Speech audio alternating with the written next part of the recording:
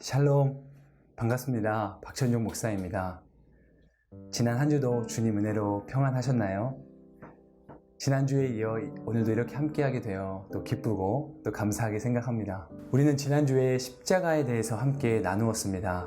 아무쪼록 우리의 일상의 매일의 삶 가운데 그 십자가를 더욱 기억하고 또 더 깊이 묵상함으로 말미암아 하나님의 풍성하고 크신 축복과 은혜가 날마다 더하여지기를 다시 한번 축복하며, 오늘은 두 번째 시간으로 우리가 함께 하나님 나라에 대해서 나누어 보려고 합니다. 이 하나님 나라라고 하는 개념은 예수님의 가르침과 또 더 나아가 성경 전체에 있어서 매우 중요한 핵심 주제라고 할 수 있습니다. 예수님은 공생애를 감당하시면서 말씀을 통해 가르치시고 선포하시고 또 사람들을 위로하시고 회복하시는 많은 다양한 사역들을 감당하셨는데, 이때 예수님의 사역과 그 메시지의 궁극적인 핵심 주제가 바로 이 하나님 나라였습니다. 그리고 예수님은 나아가 사람들이 이 하나님 나라를 경험하고 누리기를 원하셨었던 거죠. 그렇기에 성도된 우리들의 삶에 있어서, 이 신앙생활의 여정에 있어서 이 예수님의 가르침을 기억하고 일상의 삶 가운데 하나님의 나라를 경험하고 누리는 것은 매우 중요하고 또한 반드시 필요한 일이라고 할 수 있습니다. 이 하나님 나라는 단순히 특정한 어떠한 장소적 의미만을 갖는 것은 아닙니다. 오히려 그 특정한 장소, 그 의미를 초월하여서 왕 대신 하나님의 주권과 통치가 임하는 영역, 이것은 분명 어떤 특정한 장소만에 국한되는 것은 아니죠. 어떠한 이러한 영역과 영향력을 의미하는 것이기도 합니다. 우리가 이 하나님 나라에 대해서, 특별히 현재적 하나님 나라에 대해서 오늘 조금 더 깊이 있게 한번 나눠보려고 합니다. 우리가 왜 이 하나님 나라를, 이 현재적 하나님 나라를 경험하는 것이 중요할까? 첫 번째 이유는 앞서도 말씀드렸다시피 그것이 예수님께서 강조하신 핵심 메시지이기 때문입니다. 예수님은 이 땅 가운데서 공생애를 시작하시면서 그 첫 번째 메시지로 바로 회개하라, 천국이 가까이 왔다 라고 하는 메시지를 말씀하셨어요. 이때 이 천국에 바로 하나님 나라라고 하는 개념이 포함되어 있고, 따라서 가까이 왔다라고 하는 의미에도 바로 이미 시작되었다라고 하는 의미를 같이 내포하고 있는 뜻이기도 합니다. 이 예수님께서 뿐만 아니라 가르쳐 주신 기도, 그 주기도문의 내용에도 이 하나님 나라에 대한 중요성이 강조되고 있는데, 그래서 우리는 이 기도를 따라서 나라가 임하옵시며 라고 그렇게 기도하고 고백하기도 하죠. 우리가 하나님 나라를 누려야 되는 분명한 이유, 그 첫 번째는 바로 예수님의 핵심 메시지이다. 그렇게 우리는 이 하나님의 나라를 이 땅 가운데서 누려야 한다, 그것이 중요하다라고 이야기할 수 있겠고, 두 번째는 바로 우리가 이 땅 가운데에서 하나님의 사명을 감당하기 위해서 반드시 필요한 일이라고 할 수 있겠습니다. 특별히 주님께서는 우리에게 빛과 소금이 되라고 하는 그러한 사명을 주셨습니다. 빛과 소금이 되어 이 땅을 변화시켜 가는 사명과 책임이 우리 모두에게 주어진 것이죠. 그런데 이때 이 빛과 소금이 되어 세상을 변화시켜가는 그 능력은 바로 우리에게 있는 것이 아니라 하나님께서 주시는 힘, 공급하시는 능력, 그리고 하나님의 뜻과 방법을 따라서 그 일이 이루어져야만 합니다. 그리고 그때 비로소 가능하게 되기도 하고요. 그렇기에 우리에게는 그 하나님의 공급하시는 힘과 능력을 얻는, 곧 이 땅에서 하나님의 나라를 누리고 경험하는 일이 절대적으로 필요하게 되는 것이죠. 세 번째 이유로는 바로 이 하나님 나라가 성도들이 궁극적으로 나아가야 될 최종 목적지이자 동시에 그 최종 목적지를 향해 가는 과정에서도 매우 중요한 일이기 때문입니다. 우리는 영원한 나라, 그 천국을 꿈꾸고 소망하며 이 땅을 살아갑니다. 그런데 단순히 그 천국을 향해 나아가는 것을 끝나는 것이 아니라 그 천국을 향해 나아가는 과정 가운데에서도 우리는 그 하나님의 나라를 맛보고 경험할 수 있다라고 하는 것이죠. 오히려 반대로 우리가 그 과정 가운데서 맛보고 경험하는 그 하나님 나라를 통하여 우리가 영원한 우리의 최종 목적지인 그 천국을 향해 나아갈 힘을 얻게 되는 것이기에, 우리가 이 땅에서 하나님의 나라를 누리는 것은 너무나도 중요하고 우리 성도들에게 반드시 필요한 일이라고 할 수 있습니다. 이 모든 것을 정리하자면 하나님의 나라는 구원받은 성도들에게 있어서 매우 합당한 삶이기에 반드시 우리에게 필요한 일이라고 말할 수 있습니다. 우리가 구원받은 성도로서의 삶을 살아갈 때 그것은 분명 이전의 모습, 다시 말해 구원받기 이전의 모습과는 다르게 살아가는 것을 의미할 것입니다. 우리는 이 땅을 살아가지만 단순히 이 땅의 존재로서만 살아가는 것이 아니라 이제는 거듭난 하늘의 시민으로, 하늘에 속한 사람으로, 곧 하나님 나라의 사람으로서 또한 이 땅을 살아가게 된다는 것을 의미하기도 합니다. 뿐만 아니라 구원받은 성도의 삶은 그리스도의 장성한 분량에 이르는 그러한 삶의 여정을 걷게 되고 하나님이 부르신 그 목적과 부르심을 향해 나아가는 삶을 살아가기 마련인데, 이때 그리스도의 장성한 분량에 이르게 하는 그 성장의 과정과 또 하나님의 부르심을 향해 나아가는 그 과정 가운데 있어서도 그 그리스도인들을, 그 성도들을 더욱더 힘있게 하는, 그 그리스도인들에게 힘과 능력과 담대함을 부어주는 일이 바로 이 하나님 나라를 경험하는 것 가운데서 이루어진다고 한다는 사실이에요. 그렇기에 구원받은 성도의 삶에 있어서 이 하나님의 나라를 누리는 일은 반드시 필요하다라고 할 수 있는 것이죠. 그런데 우리가 이 하나님의 나라를 누리는 데 있어서 무언가 오해와 장애물과 같이 여겨지는 부분들이 있기 마련인데, 그 중에 하나가 바로 무엇이냐면 하나님의 나라를 먹고 마시는 이 땅의 기준으로 생각할 수 있는 오해의 소지가 있다는 것이에요. 특별히 사도 바울은 로마서 14장 17절에 하나님의 나라는 먹고 마시는 것이 아니요 오직 성령 안에 있는 의와 평강과 희락이라 라고 그렇게 기록하고 있기도 합니다.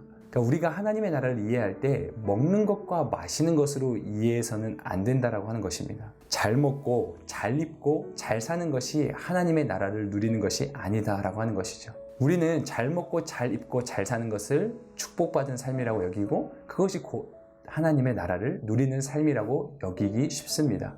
반대로 우리가 잘 먹고 잘 입고 잘 살지 못하는 삶이라면 그것은 축복받지 못한 삶이고 하나님의 나라를 경험하지 못한 삶이라고 여길 수 있다는 것이죠. 이것은 우리가 축복과 형통에 대한 잘못된 편견을 가지고 있기 때문입니다. 물론 하나님께서 함께 하시는 삶은 형통한 삶이고 축복된 삶이죠. 그러나 우리가 성경에 보면 하나님께서 분명히 함께 하시는 인생임에도 불구하고 그의 인생 가운데 고난이 있고 역경이 있고 어려움이 있는 것들을 아주 많이 보게 됩니다. 그러니 우리가 축복과 형통에 대한 잘못된 편견을 가지고 있을 때 그것은 또한 우리로 하여금 하나님 나라에 대한 그릇된 오해를 불러일으킬 수 있다는 것을 우리는 또한 깨달아야 할 것입니다. 다시 말해 하나님의 나라는 사도 바울이 고백하는 것처럼 먹는 것과 마시는 것과는 관계없음을 알아야 됩니다. 이것은 물론 우리가 잘 먹고 잘 입고 잘 사는 삶 가운데서도 하나님의 나라를 누릴 수 있겠지만, 행여나 그렇지 않다 할지라도, 잘 먹고 잘 입고 잘 사는 삶이 아니라 할지라도 그것이 하나님의 나라를 누리는 데 있어서 어떠한 절대적인 영향을 끼치는 것이 아니라고 한다는 사실이죠. 그렇지 못한 삶 속에서도 우리는 반드시 하나님의 나라를 누릴 수 있고 또 누려야만 한다라고 하는 것입니다. 그런가 하면 우리가 하나님 나라에 갖는 두 번째 오해는 바로 하나님의 나라를 내세에서만 경험하는 것, 다시 말해 우리가 죽어서만 가는 어떤 사후에 가는 것으로 여기기 쉽다라고 하는 것이죠. 하나님의 나라는 분명 죽어서만 가는 곳을 뜻하지는 않습니다. 오히려 우리가 지금도 또 현재에도 누릴 수 있는 그 현재적 하나님 나라에 대한 분명한 믿음과 이해를 가져야만 합니다. 단순히 우리가 지금이 아닌 나중에 가야 할 곳이 아니라 바로 지금 이 땅 그리고 나의 삶에서도 누리는 것이 바로 하나님 나라라고 한다는 것이죠. 그래서 예수님의 메시지에도 보면 그 하나님 나라의 메시지는 이 땅에서 누리게 되는 그 현재적 하나님 나라에 대한 메시지가 분명하게 있었다는 것을 우리는 또한 기억해야 합니다. 하나님의 나라는 이 땅에서 경험되어지고 누릴 수 있으며 맛볼 수 있는 것입니다. 그리고 그렇게 하나님의 나라가 경험되어질 때, 그리고 그 안에서 우리는 비로소 세상이 감당할 수 없는 그 담대한 믿음의 사람으로 서게 되는 것이죠. 하나님 나라를 경험하면 경험할수록 우리는 더 깊고 담대한 믿음의 사람으로 자라가게 되는 것입니다. 거룩하게 사는 것, 구별되어 살아가는 것, 그것이 분명 쉽지 않게 여겨지지만, 그러나 이 땅에서 하나님 나라를 경험하는 사람들에게 그 삶은 이루어지며 누리게 되는 삶이기도 한 것입니다. 그렇다면 이 하나님 나라의 특징은 무엇일까?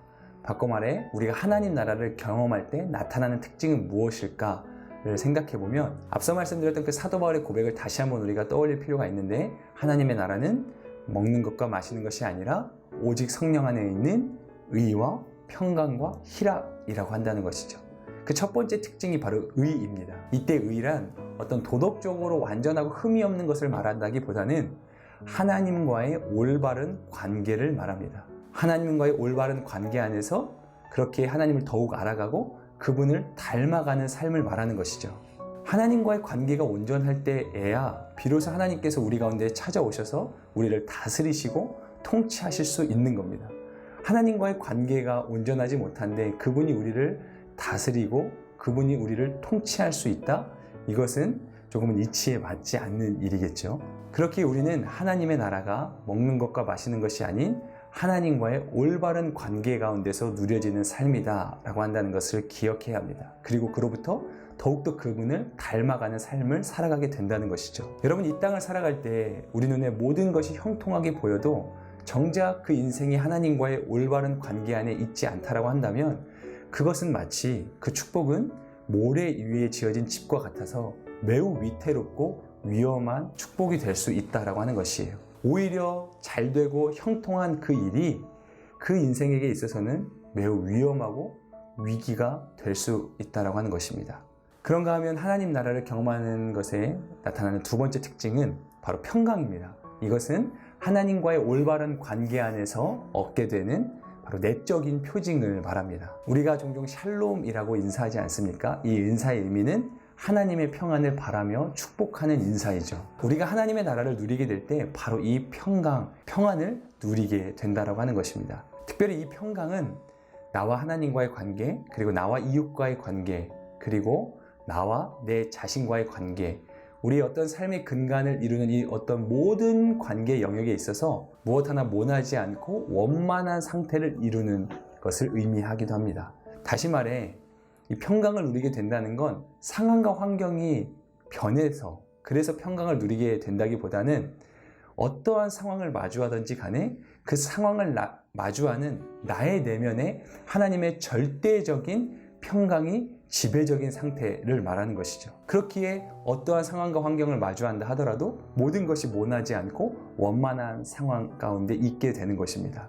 감정에 요동하지 않는 거예요. 그리고 어떠한 상황 가운데 휘둘리지 않는 거죠. 성경에 보면 그 악인들의 삶에 대해서 이야기할 때 악인들은 바람에 나는 겨와 같다라고 표현을 하죠. 그런가 하면 복 있는 사람은 시냇가에 심겨진 나무와 같아서 시절을 쫓아 열매를 맺는다라고 기록하기도 합니다. 이 평강, 하나님의 나라를 누림으로 말미암아 얻게 되는 이 평강이 바로 그런 것입니다. 어떠한 상황에도 흔들림 없이 그 상황과 환경의 구애를 받지 않는, 세상이 줄 수 없는 그 절대적인 평안의 그 능력을, 그 은혜를 우리가 누리게 된다라고 한다는 것이죠. 그래서 이 하나님 나라를 경험할 때 우리는 바로 비로소 그 온전한 평안의 상황 가운데 들어가게 되는 것입니다. 그런가 하면 하나님 나라를 경험할 때 나타나는 이 세 번째 특징은 바로 희락입니다. 이 희락은 하나님과의 올바른 관계 안에서 얻게 되는 외적인 표징을 말합니다. 기쁨과 감사가 넘치는 삶을 살게 되는 거죠. 그리고 하나님을 찬양하는 삶을 살게 되는 겁니다.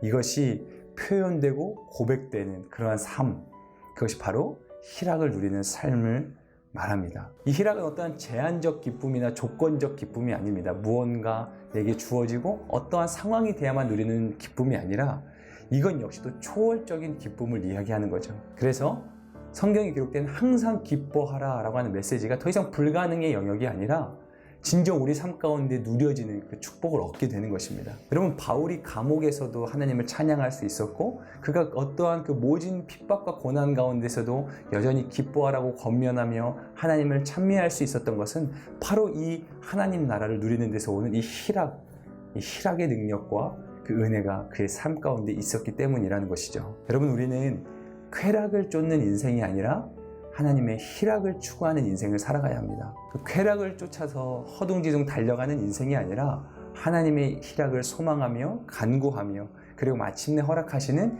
그 희락을 누리는 인생을 살아가게 되기를 다시 한번 여러분 축복합니다. 그렇다면 우리는 이 하나님 나라를 어떻게 누릴 수 있을까?